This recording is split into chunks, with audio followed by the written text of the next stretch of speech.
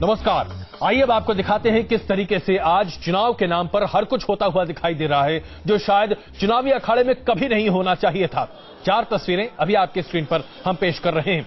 आप देखिए किस तरीके से कुमार विश्वास को आज प्रदर्शन करना पड़ा, धरने पर बैठना पड़ा, क्योंकि उनके खिलाफ एक व्यक्ति ने जो बयान दिया था उसको लेकर एफआईआर दर्ज नहीं किया जा रहा था। अरविंद केजरीवाल अपने समर्थकों के साथ वाराणसी में प्रचार करने निकले तो भारतीय जनता पार्टी के समर्थकों ने उनका न सिर्फ घेराव किया बल्कि आमने सामने 2 पार्टियों के समर्थक भिड़ते हुए दिखाई दिए। ये तस्वीरें अपने आप में काफी ज्यादा चीजों को इंगित करती है। हम आपको दिखा रहे हैं किस तरीके से प्रशांत भूषण प्रेस कॉन्फ्रेंस कर रहे थे और उसके बाद बीच में ही उनकी टोपी उछाल दी गई।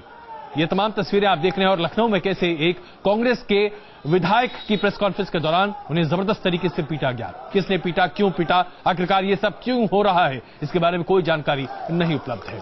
तो ये तमाम चीजें हो रही हैं जो कि इस बार के चुनाव यानी कि 2014 के लोकसभा के चुनाव में लोग इसे तड़का मानते हैं, लेकिन हम इसे बहुत ज्यादा गिरावट करार देते हैं। जाहिर सी बात है। आइए अब आपको दिखाते हैं किस तरीके से अरविंद केजरीवाल ने एक बहुत बड़ा बखेड़ा खड़ा कर दिया जब वो प्रदर्शन पर बैठ गए, क्योंकि वो एफआईआर दर्ज कराना चाहते थे कांग्रेस के कार्यकर्ता विनोद मिश्रा के नाम पर, लेकिन वहां पर पुलिस एफआईआर दर्ज करने को तैयार नहीं थी।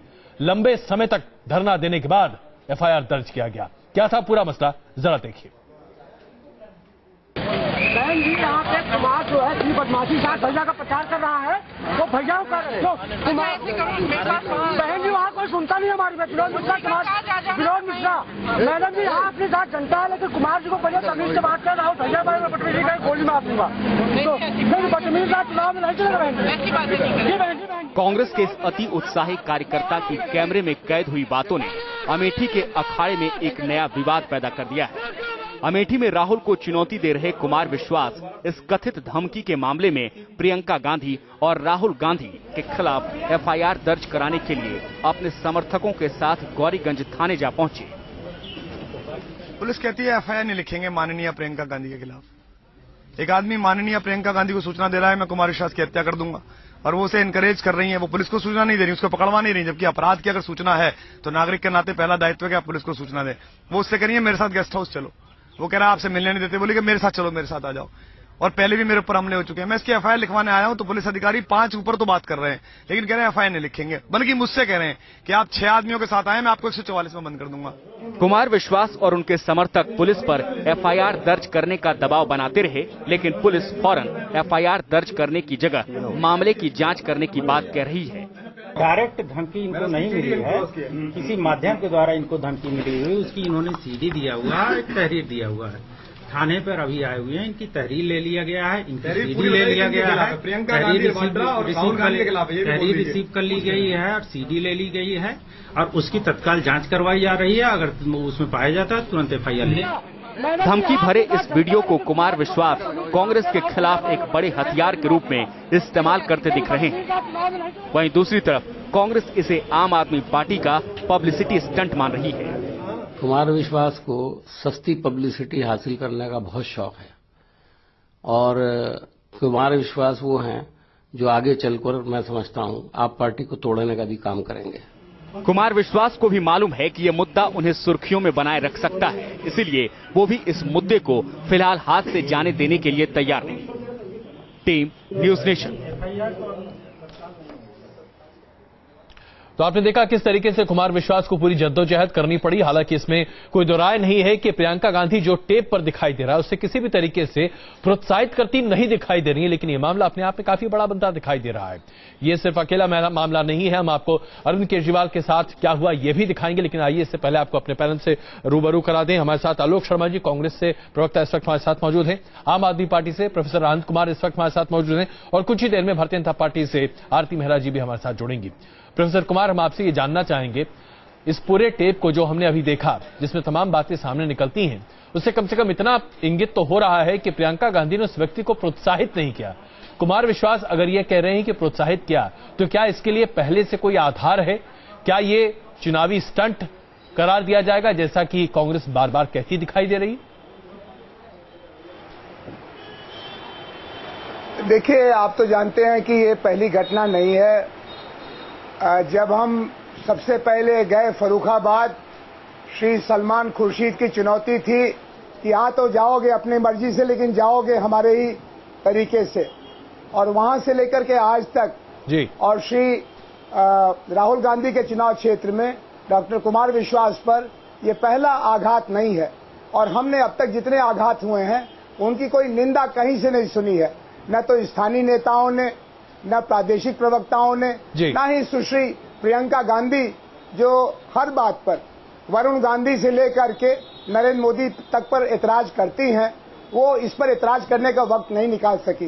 तो अब आप इसके बारे में क्या कहेंगे? प्रत्यक्ष है, अप्रत्यक्ष है, लेकिन कुछ तो जरूर है, वरना कांग्रेस के कार्यकर्ता बीजेपी के कार्यकर्ताओं के ऊपर या उम्मीदवारों पर हमला क्यों नहीं करते? हम ही क्यों इनके निशाने पर आ रहे हैं? बिल्कुल, ये महत्वपूर्ण बात है आलोक जी। आखिरकार ऐसा क्यों? क्योंकि विनोद मिश्रा नाम का ये शख्स, इन्होंने पहले भी कुमार विश्वास पर तमाम आरोप ही नहीं बढ़े, बल्कि जब वहां पर पहुंचे थे तो वहां दो हाथ होने तक की नौबत चली आई थी। तो क्या कांग्रेस पार्टी को अपने कार्यकर्ताओं को जरा नियमित करने की जरूरत नहीं है?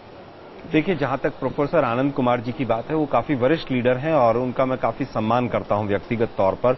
लेकिन आनंद साहब हर विषय को, हर मुद्दे को राजनीति का तूल दें, वो अच्छा नहीं रहता है।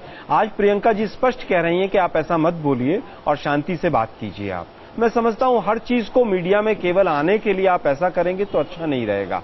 जहां तक बात अभी दूसरे मुद्दे जो सामने आ रहे हैं कि हमारी पार्टी के ऊपर ही क्यों हो रहा है, ये सवाल तो हम भी आपसे पूछना चाहते हैं कि हमसे भी गलतियां होती हैं, हमारे लीडर्स से भी गलतियां होती हैं, कांग्रेस के, भाजपा के। हमारे लीडर्स को जनता में इस तरह से थप्पड़ नहीं पड़ते हैं, शाही नहीं पड़ती है।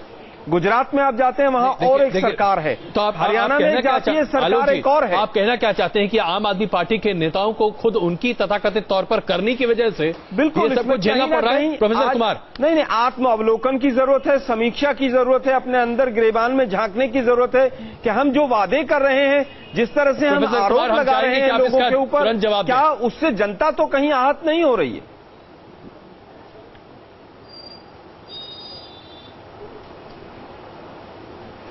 प्रोफेसर कुमार, आप हमारे साथ हैं? जी हाँ। अच्छा, मुझे लगा कि आप दूसरे साथी को। देखिए, हम तो आत्मावलोकन जरूर करेंगे।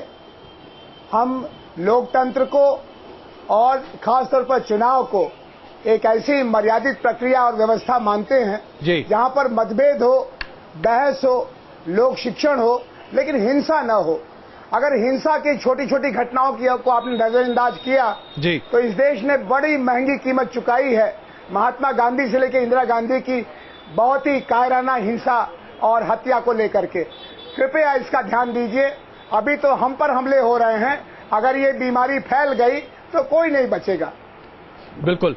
इस बीच आइए एक छोटी सी रिपोर्ट और हम दिखाएं किस तरीके से मामला आज दो पार्टियों के बीच नहीं रह गया है। मामला दरअसल आज सड़कों पर आ गया है। शायद एक ऐसी राजनीति अब हम देख रहे हैं जो अपने आप में कई सवाल उठा रही है। जिस तरीके से भारतीय जनता पार्टी के समर्थक और आम आदमी पार्टी के समर्थक सड़क पर भिड़ते हुए दिखाई दिए वाराणसी में, एक बार नहीं कम से कम 3 बार ऐसे वाक्य हो चुके हैं। यह अपने आप में कई सवाल खड़े करता है। क्या हमारी राजनीति अब सड़कों पर इस तरीके से निपटी जाएगी जहां एक दूसरे पर हमला, रोध और प्रतिरोध की वजह से होगा? आइए आपको छोटी रिपोर्ट दिखाएं किस तरीके से अरविंद केजरीवाल की सभा को रोकने की कोशिश की गई, उन्हें हुट आउट किया गया, काले झंडे दिखाए गए। स्थिति काफी गंभीर हो सकती थी। देखिए छोटी सी रिपोर्ट। काशी के कुरुक्षेत्र में उतरे अरविंद केजरीवाल को कदम कदम पर विरोध का सामना करना पड़ रहा है। शुक्रवार की सुबह अपनी टीम के साथ प्रचार के लिए निकले केजरीवाल को मोदी समर्थकों ने कंपनी बाग में घेर लिया। मोदी समर्थकों ने केजरीवाल के खिलाफ नारेबाजी की। विरोध के बाद केजरीवाल को अपना प्रचार बीच में ही छोड़कर लौटना पड़ा। विरोध कर रहे हैं वो करेंगे जी। जब आप इस देश के सबसे बड़े वेस्टेड इंटरेस्ट को चुनौती देते हैं, जब आप सच्चाई के रास्ते पे चलते हैं,